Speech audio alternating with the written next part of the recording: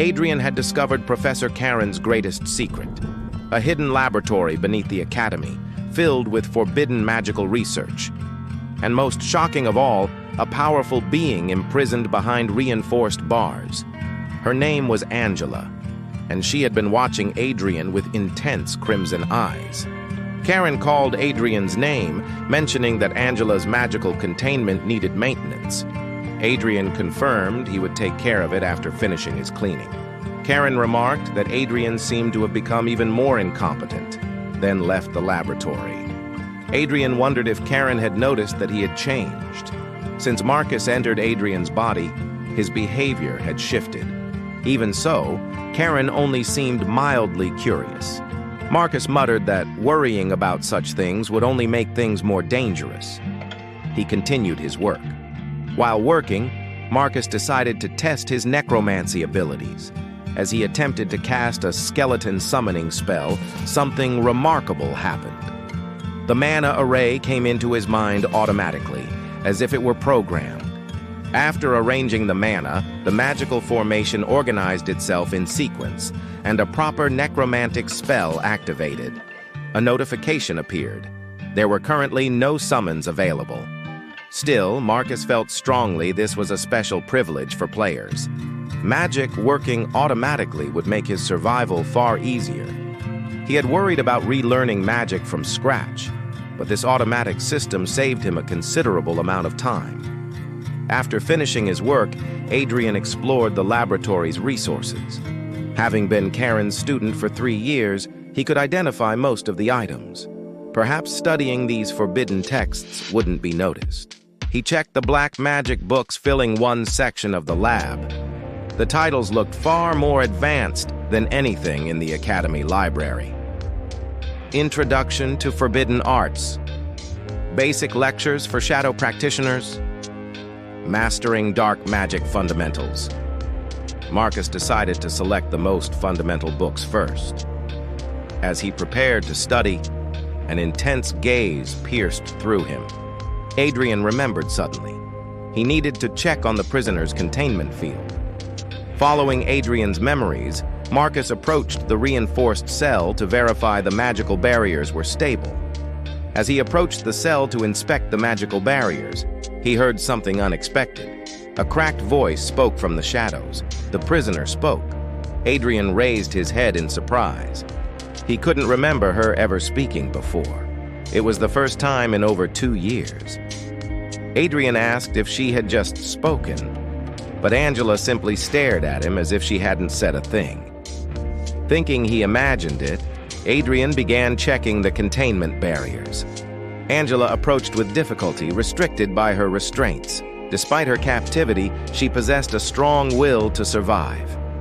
As Adrien worked on the barriers, he heard her voice again, speaking his name clearly and deliberately. When Adrien turned around, her crimson eyes looked directly at him with an unnatural focus. She spoke a shocking statement. "You are not Adrien. Who are you really?" Instantly, Adrien's entire body stiffened with alarm. However, he opened his mouth calmly, showing no visible reaction. Adrien asked what she meant. Who would he be if not Adrien? Angela explained that if he were truly the original Adrien, he would have panicked the moment she first spoke. His behavior was completely different. Adrien tried to deflect, suggesting she had gone mad from captivity. He asked what she really wanted. Angela made her demand clear. She wanted him to free her from the cell. Adrien pointed out that freeing her would be extremely dangerous for him. Angela made her position clear. If he didn't release her, she would reveal his true identity to Karen. Adrien countered that Karen would never believe her. Angela agreed, but pointed out she could make Karen suspicious, and that would be enough. Adrien realized she was right. It would be problematic if someone who hadn't spoken in years suddenly raised doubts about his identity. Angela pressed her advantage. He would have to release her eventually. If she told Karen about his identity, would Karen leave him alone? Adrien would be forced to free her to survive. Releasing her now was the way to earn her favor. The argument made logical sense, which frustrated Marcus even more. Finally, Adrien stood before the cell. Angela asked if he had decided. Adrien stated he couldn't open the bars themselves. Angela replied that wouldn't be a problem. All he needed was to release her restraints. Before considering whether he could do it, Adrien demanded certainty. He wanted her to swear she wouldn't kill him. Angela agreed, but Adrien insisted she swear on her family name. Marcus spoke firmly, but internally he was skeptical. Vampires have only one family, which is extremely important to their kind. Still, anyone might betray an oath for survival. But Angela took a long pause, which surprised Marcus. After considering longer than expected, Angela finally spoke solemnly. She swore in Lucifer's name that she would not harm him. The moment she finished speaking, a mysterious notification appeared before Marcus's eyes. A message materialized. Conditions had been met. An individual capable of evolution had been detected. Angela Lucifer's evolution potential was 55%. There were 2 possible branches for her evolution. The system asked if Marcus wanted to proceed. Marcus stared at the unexpected window in shock. Why had this appeared? Almost instinctively, he selected yes.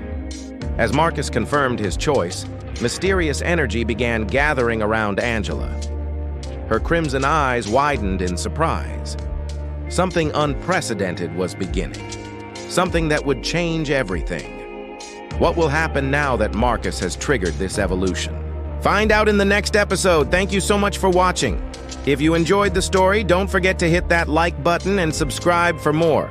The playlist for the entire series is linked in the description below. See you in the next one.